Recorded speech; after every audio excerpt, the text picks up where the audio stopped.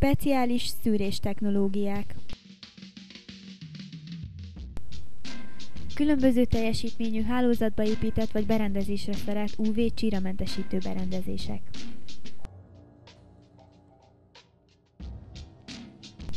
A legmodernebb kapilláris ultrafilter szűrőberendezések, melyek szűrés technológiája mechanikus bakteriológiai szűrést végez.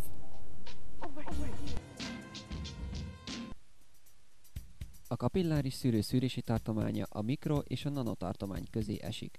A gyakorlatban ez azt jelenti, hogy a berendezés jellemzően 1/100 mikron méretig kiszűri a kolloidokat, az összes baktériumot és vírust, valamint a szervetlen és szerves makromolekulák egy részét. Ezek mellett vastalanítást, mangántalanítást és arzénmentesítést is végez.